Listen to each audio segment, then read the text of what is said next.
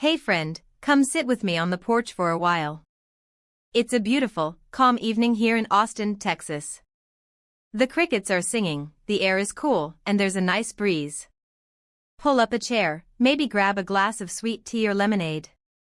This is one of those real-life stories that starts with trust, goes through heartbreak, and ends with a gentle kind of justice that feels right in the soul.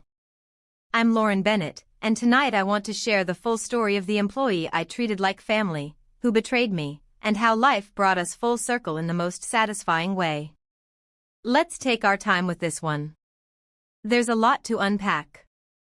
It all started back in 2019. I had just founded Milestone Moments, a small but heartfelt boutique event planning company. We specialized in intimate weddings, milestone birthdays, anniversary celebrations, and family reunions, the kind of events that create lifelong memories. I poured everything I had into it, my creativity, my savings, my late nights, and my heart. I wanted every client to feel truly seen and celebrated. Early on, I hired Sophia. She was 24, full of energy, recently moved to Texas, and looking for a fresh start. She had great people skills and a sharp eye for detail. From day one, I took her under my wing like a little sister. I trained her personally on everything: client consultations, vendor negotiations, design concepts, how to handle stressful moments with grace. I paid her well, gave her bonuses when we had good months, and offered flexibility when she needed time for family. I invited her to my family dinners. We laughed together during late-night event setups. I genuinely cared about her growth and saw her as part of the Milestone Moments family. For the next 4 years, she became my right hand. She handled major clients, managed vendors, and even contributed creative ideas that made some events truly special. The business grew steadily. We expanded from Texas into Florida and started getting inquiries from New York. I was so proud of what we were building together. I thought I had found someone loyal who shared my vision. Then in late 2023 everything changed. We were on the verge of signing our biggest contract yet, a series of high-profile corporate retreats and team-building events for a growing tech company. It would have taken us to a whole new level financially and reputation-wise. I included Sophia in the planning calls because I trusted her. But at the last minute, the client suddenly backed out. They said they found another planner who offered better rates and fresher ideas. I was devastated and confused. We had put so much work into the proposal. Then the truth started leaking out from mutual contacts in the industry. Sophia had been secretly meeting with some of our best clients behind my back. She told them I was burning out and that the company might not be stable long-term. She had quietly started her own competing event planning business, using everything I had taught her: my vendor lists, pricing strategies, proposal templates, even personal notes from client meetings I had shared with her in good faith. She convinced several of our loyal clients to move to her by promising lower rates and using the relationships I had spent years nurturing. When I finally sat her down in the office one quiet afternoon, the confrontation was heartbreaking. She didn't cry or show much remorse. She just looked at me and said, "Lauren, you can't blame me for wanting my own success. You had your turn to build something. Now it's mine." The betrayal hit me harder than any business loss ever could.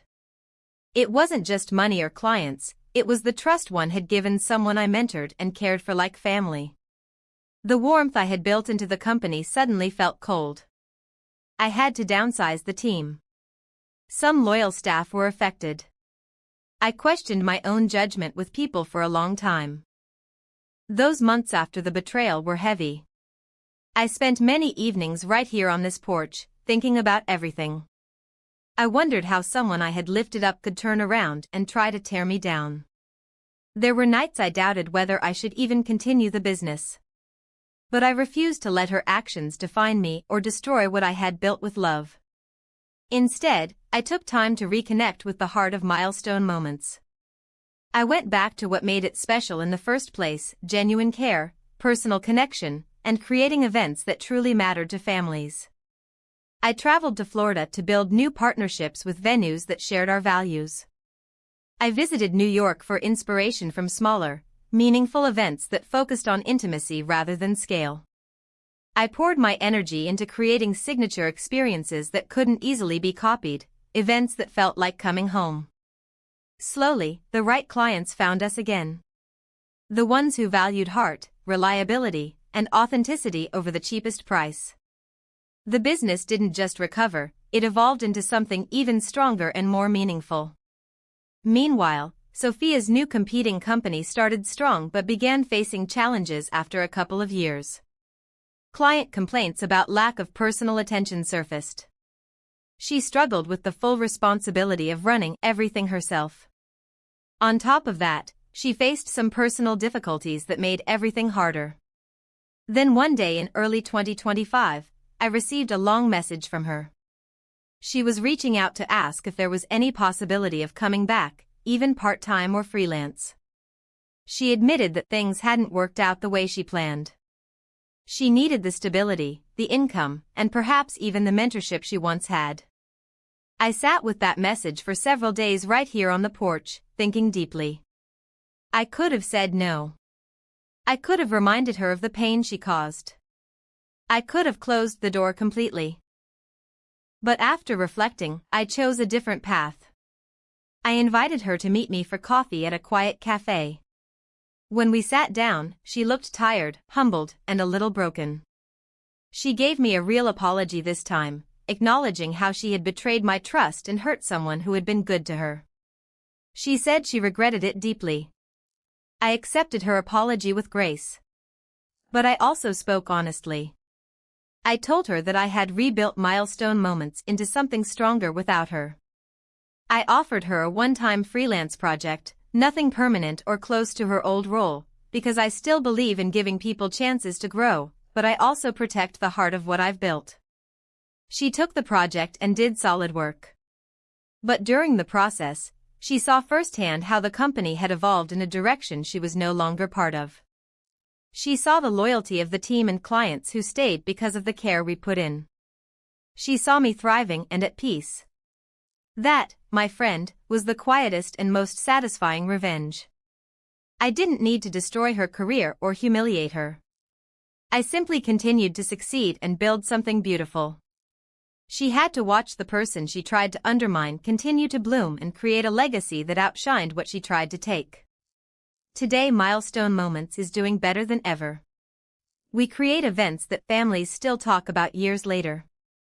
I'm more careful about who I bring close, but I haven't lost my kindness or my belief in mentoring others.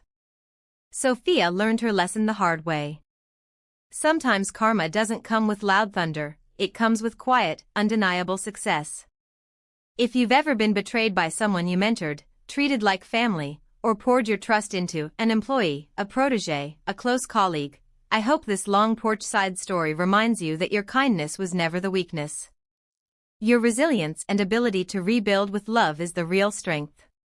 Share your own experience in the comments. We hold gentle space for these stories here.